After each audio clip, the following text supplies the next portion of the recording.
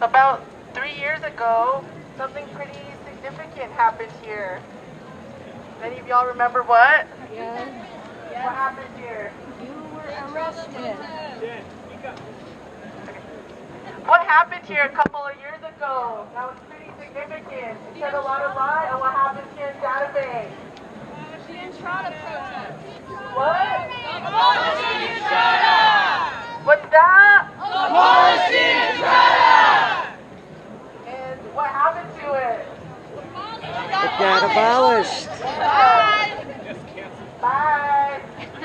It's abolished now. But not at the expense of some of our relatives getting brutalized here in this spot.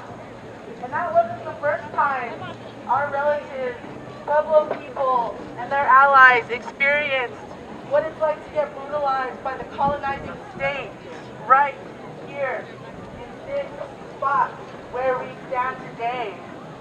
No, that was just one of many times where the city of Santa Fe enacted that settler colonial violence to remind Pueblo people that they don't belong here. But we do. We always have, and we always will. And when Santa Fe is gone, Oga Boge will still be here.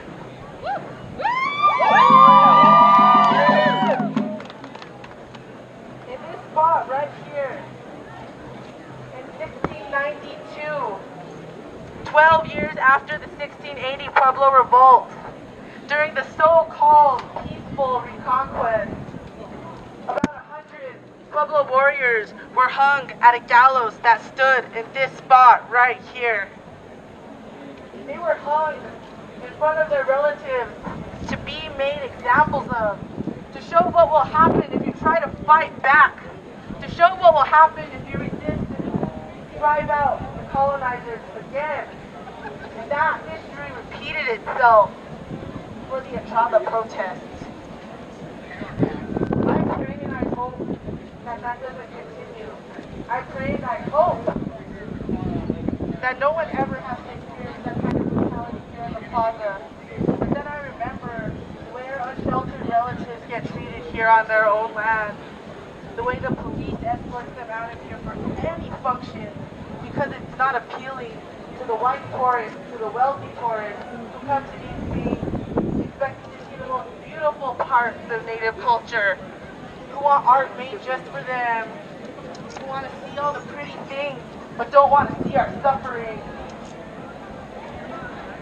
This place here, the Santa Fe Plaza, is a killing ground. It's only here at the expense of Native lives, of Pueblo lives, of Tewa lives. That's the only way Santa Fe exists, and that's the only way any settlement exists, is at the expense of indigenous lives.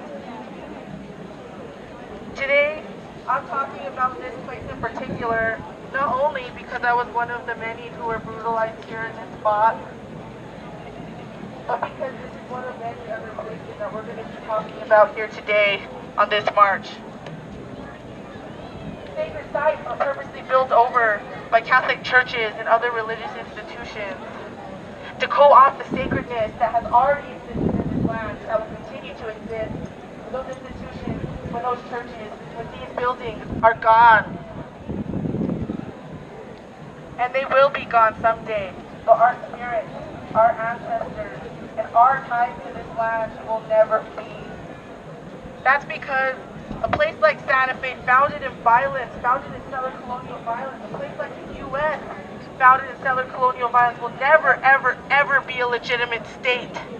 These relatives in the earth, the rocks, the plants, the trees, the animals will never claim these settlers as relatives as they do us, because we respect them and we don't see ourselves as above them, because we know that we need them to continue to exist and thrive on this land.